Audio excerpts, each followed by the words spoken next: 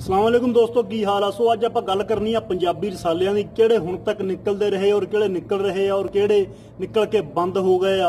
और नाल दी नाल आपां गल करनी है पंजाबी अखबारां दी और नाल आपां गल करांगे जिहड़े कराची तो पंजाबी अखबार ते पंजाबी रसाले निकलते रहे। पर गल ये आ, गल करन दा मकसद है, वीडियो बनाने दा मकसद ये सीगा मेरा कि यार असी देखो साडा इतिहास, साडा लिटरेचर, साडा जिहड़ा मवाद आ वो खत्म हुंदा जा रहा। साडे नवें लिखारी नहीं आ रहा क्योंकि असी खरीदते नहीं रसाले, असी किताबां लैंदे नहीं, असी पढ़ते नहीं। इस वजह करके फंड ना होने करके या बंदे ना पढ़ने वाले होने करके साडे रसाले, साडा मवाद जिहड़ा वो खत्म हुंदा, लोकी लिखना बंद कर दिंदे आ, अखबार आउणा बंद हो जांदे आ। सो मैं बेनती करांगा, रिक्वेस्ट करांगा कि अज दे टाइम विच तुहानूं रसाला मिलदा, पखेरू रसाला बच्चों वास्ते बहुत ही चंगा, बहुत ही सोहना रसाला, उहदे विच बड़ी सिक्ख्या, वो अपने जवाकां नूं लैके पढ़ाओ। इस तो पहलां बच्चों वास्ते मिठी रसाला लियास घुमण जी होरी कढ़दे रहे, हुण भी किते मिले तो जरूर वो लैके पढ़िया करो, ठीक है। सो आपां गल शुरू करदे हां पंजाबी रसालियां दी।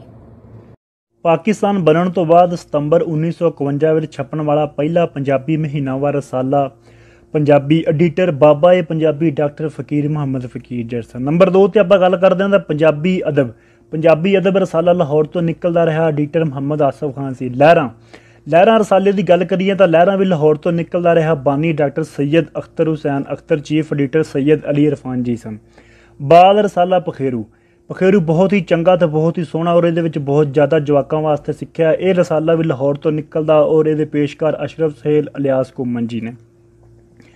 ਮੈਕਾ ਇੰਟਰਨੈਸ਼ਨਲ ਸਾਹੀਵਾਲ ਤੋਂ ਨਿਕਲਦਾ, chief editor doctor Mushtaq Adil ਜੀ ਨੇ। ਪੰਜਾਬ ਸਰਕਾਰ ਨੇ ਜਿੱਥੇ ਪੰਜਾਬੀ ਵਾਸਤੇ ਕਿਸੇ ਵੀ ਖੇਤਰ ਵਿੱਚ ਕੋਈ ਕੰਮ ਨਹੀਂ ਕੀਤਾ, ਪਰ ਆਟੇ ਦੇ ਲੂਣ ਇੰਨਾ ਜ਼ਰੂਰ ਕੀਤਾ। ਪੰਜਾਬ ਸਰਕਾਰ ਦਾ ਕੱਲਾ ਸਰਕਾਰੀ ਪੰਜਾਬੀ ਮਹੀਨਾਵਾਰ ਤਰੰਜਨ ਜ਼ਰੂਰ ਸੀ। ਲਖਾਰੀ ਸ਼ਾਦਰਾ ਐਡੀਟਰ ਇਕਬਾਲ ਜ਼ਖਮੀ ਜੀ ਸਨ। ਸਵੇਰ ਇੰਟਰਨੈਸ਼ਨਲ ਵੀ ਲਾਹੌਰ ਤੋਂ ਨਿਕਲਦਾ ਰਿਹਾ ਔਰ ਇਹਦੇ ਆਗੂ ਜਮੀਲ ਪਾਲ ਜੀ ਸਾਹਿਬ ਸੀ। ਸ਼ੋਭਾ Punjabi volunteer college Punjab university ਦਾ ਤਹਿਕੀਕੀ ਪੰਜਾਬੀ ਰਸਾਲਾ ਖੋਜ ਸੀ, ਮਦੀਰ ਨਬੀਲਾ ਰਹਿਮਾਨ ਜੀ ਸਨ। ਵਰੋਲੇ ਗੁਜਰਾਤ ਤੋਂ ਨਿਕਲਦਾ ਰਿਹਾ, ਚੀਫ ਐਡੀਟਰ ਫੌਜ਼ੀਆ ਨੂਰੀਨ ਸਾਦੀ ਸੀ। ਸਾਹਤ ਲਿਆਸ ਘੁੰਮਣ ਜੀ ਦਾ ਰਸਾਲਾ, ਸਾਹਤ ਬਹੁਤ ਹੀ ਵੱਡਾ ਔਰ 952 ਸਫ਼ੇ ਦਾ ਰਸਾਲਾ ਸੀਗਾ। ਅੱਗੇ ਗੱਲ ਕਰਦੇ ਹਾਂ ਆਪਾਂ ਸਾਂਝਾਂ ਵੀ ਲਾਹੌਰ ਤੋਂ ਨਿਕਲਦਾ ਰਿਹਾ, ਚੀਫ ਐਡੀਟਰ ਤਨਵੀਰ ਜ਼ਹੂਰ ਜੀ ਸਨ। ਪੋਟੋਹਾਰੀ ਪੰਜਾਬੀ ਵਿੱਚ ਵੀ ਮਾਸ਼ਾਅੱਲਾ ਬਹੁਤ ਕੰਮ ਹੋਇਆ। ਚਾਨਣ ਰਾਵਲਪਿੰਡੀ ਤੋਂ ਨਿਕਲਦਾ ਰਿਹਾ, ਮਦੀਰ ਮੁਹੰਮਦ ਸਲੀਮ ਮਿਰਜ਼ਾ ਜੀ ਸਨ। ਅੱਗੇ ਆਪਾਂ ਗੱਲ ਕਰਦੇ ਹਾਂ ਵਾਸ਼ਨਾ ਰਸਾਲਾ ਜੰਡਿਆਲਾ ਸ਼ੇਰ ਖਾਂ ਤੋਂ ਨਿਕਲਦਾ ਰਿਹਾ, ਮਦੀਰ ਤਨਵੀਰ ਬੁਖਾਰੀ ਜੀ ਸੀ।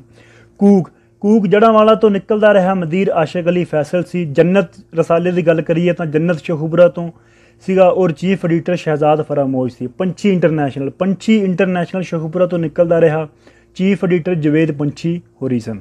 ਚਨਾਹ ਦੀ ਗੱਲ ਕਰੀਏ ਤਾਂ ਚਨਾਹ ਸਰਗੋਧੇ ਤੋਂ ਨਿਕਲਦਾ ਰਿਹਾ, ਮਦੀਰ ਸਾਬਰ ਸੁਦਾਈ ਜੀ ਸਨ।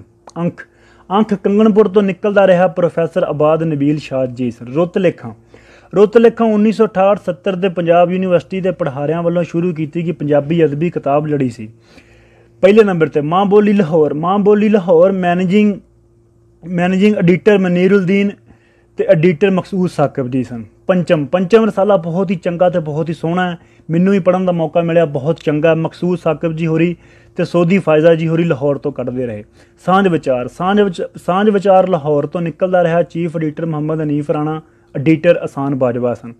ਅੱਗੇ ਗੱਲ ਕਰਦੇ ਹਾਂ ਪੰਜਾਬੀ ਤਮਾਹੀ ਬਹਾਵਲਨਗਰ ਤੋਂ ਨਿਕਲਦਾ ਰਿਹਾ, ਮਦੀਰ ਆਲਾ ਖਾਲਦ ਸ਼ੇਖ, ਐਡੀਟਰ ਅਰਸ਼ਾਦ ਸ਼ਾਹ ਜੀ ਸਨ।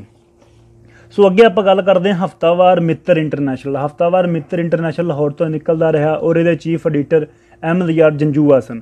ਅੱਗੇ ਆਪਾਂ ਗੱਲ ਕਰਦੇ ਹਾਂ ਭੰਗੜਾ ਦੀ, ਤਾਂ ਭੰਗੜਾ ਗੁਜਰਾਂਵਾਲਾ ਤੋਂ ਨਿਕਲਦਾ ਰਿਹਾ, ਇਹਦੇ editor Amin Iqbal, chief editor doctor KH ਹੀਨ ਰਾਣਾ ਸਨ। ਸੰਗਤ ਦੀ ਗੱਲ ਕਰੀਏ ਤਾਂ ਸੰਗਤ ਮੇਰੇ ਸ਼ਹਿਰ ਲੈਲਪੁਰ ਤੋਂ ਨਿਕਲਦਾ ਰਿਹਾ, ਤਰਤੀਬਕਾਰ ਅਖਲਾਕ ਹੈਦਰੀ ਜੀ ਸਨ। ਮਿੱਟੀ ਕਰਾਚੀ ਤੋਂ ਛਪਣ ਵਾਲੇ ਪੰਜਾਬੀ ਰਸਾਲੇ, ਪੰਜਾਬੀ ਉਰਦੂ ਮਹੀਨਾਵਾਰ ਸਹਿਰ ਜੋ ਕਿ ਲਿਆਸ ਘੁੰਮਣ ਜੀ ਹੋਰਾਂ ਸ਼ੁਰੂ ਕੀਤਾ ਔਰ ਇਹ ਰਸਾਲਾ ਪਹਿਲੇ ਉਰਦੂ ਤੇ ਪੰਜਾਬੀ ਵਿੱਚ ਆਉਂਦਾ ਰਿਹਾ, ਬਾਅਦ ਦੇ ਵਿੱਚ ਰੁਝਾਨ ਜ਼ਿਆਦਾ ਹੋਣ ਕਰਕੇ ਇਹਨੂੰ ਫਿਰ ਪੰਜਾਬੀ ਵਿੱਚ ਕਰ ਦਿੱਤਾ ਗਿਆ ਔਰ ਇਸ ਤੋਂ ਬਾਅਦ ਲਿਆਸ ਘੁੰਮਣ ਜੀ ਹੋਰਾਂ ਦਾ ਦੂਸਰਾ ਰਸਾਲਾ ਆਇਆ, ਸੋਹਣੀ ਧਰਤੀ, ਜੋ ਕਿ Dawood university engineer technology college ਦੇ ਵਿੱਚੋਂ ਸੀ। ਅੱਗੇ ਆਪਾਂ ਗੱਲ ਕਰੀਏ ਪੰਜ ਰੰਗ ਵੀ ਕਰਾਚੀ ਵਿੱਚ ਹੀ ਨਿਕਲਦਾ ਰਿਹਾ, ਚੀਫ ਐਡੀਟਰ ਅਸ਼ਫਾਕ ਨਾਬਰ ਜੀ ਸਨ। ਅੱਗੇ ਆਪਾਂ ਗੱਲ ਕਰਦੇ ਹਾਂ ਪੰਜਾਬ ਰੰਗ ਦੀ। ਸੋ ਪੰਜਾਬ ਰੰਗ ਵੀ ਕਰਾਚੀ ਵਿੱਚੋਂ ਨਿਕਲਦਾ ਰਿਹਾ, ਤਰਤੀਬਕਾਰ ਜ਼ਹੂਰ ਚੌਧਰੀ ਸਨ। ਚਾਨਣ ਦੀ ਗੱਲ ਕਰੀਏ ਤਾਂ ਚਾਨਣ ਵੀ ਕਰਾਚੀ ਤੋਂ ਨਿਕਲਦਾ ਰਿਹਾ ਔਰ ਇਹਦੇ ਐਡੀਟਰ ਰਾਵਲ ਰਾਠ ਜੀ ਸਨ। ਸਾਇੰਸ ਰੰਗ ਦੀ ਗੱਲ ਕਰੀਏ ਤਾਂ ਐਡੀਟਰ ਮੋਹਸਨ ਬਸ਼ੀਰ ਅਰਾਈ ਸਨ। ਪੰਜਾਬੀ ਉਰਦੂ ਮਹੀਨਾਵਾਰ ਜੀਨੀਅਸ ਕਰਾਚੀ, ਇਹ ਵੀ ਕਰਾਚੀ ਤੋਂ ਨਿਕਲਦਾ ਰਿਹਾ। ਇਹਦੇ ਐਡੀਟਰ ਚੌਧਰੀ ਨਜ਼ੀਰ ਕਹੋੜ ਸਨ। ਵੰਜਲੀ ਵੀ ਕਰਾਚੀ ਤੋਂ ਨਿਕਲਦਾ ਰਿਹਾ। ਐਡੀਟਰ ਤਕੀਰ ਚੁਗਤਾਈ ਸੀ। ਕਰਾਚੀ ਯੂਨੀਵਰਸਿਟੀ ਦਾ ਸਾਲਨਾਮਾ ਕੂਕ, ਸਿੰਧ ਮੈਡੀਕਲ ਕਾਲਜ ਕਰਾਚੀ ਪੰਜਾਬੀ ਦਾ ਸਾਲਨਾਮਾ, ਕਿਰਨ ਲਿਆਕਤ ਮੈਡੀਕਲ ਕਾਲਜ ਹੈਦਰਾਬਾਦ ਦਾ ਪੰਜਾਬੀ ਰਸਾਲਾ ਜਤਨ। ਪੰਜਾਬੀ ਅਖਬਾਰ ਸਤਰੋਜ਼ਾ ਬੇਲੀ, ਇਹ ਵੀ ਕਰਾਚੀ ਤੋਂ ਨਿਕਲਦਾ ਰਿਹਾ। ਐਡੀਟਰ ਏ ਨੀਅਰ ਬੱਟ ਜੀ।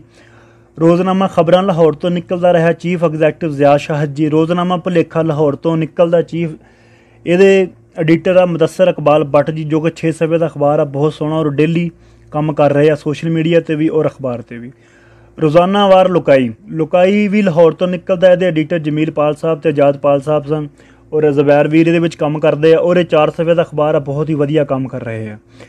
ਅੱਗੇ ਆ ਜਾਂਦਾ ਜੀ ਸਤਰੋਜ਼ਾ ਚਾਨਣ ਪੰਜਾਬੀ ਅਖਬਾਰ ਹੈ ਜਿਹੜਾ ਸਾਹੀਵਾਲ ਤੋਂ ਨਿਕਲਦਾ ਔਰ chief editor doctor Mushtaq Adil ਜੀ ਸਨ। ਔਰ ਸੱਜਣ ਅਖਬਾਰ, ਸੱਜਣ ਵੀ ਲਾਹੌਰ ਤੋਂ ਨਿਕਲਦਾ ਰਿਹਾ।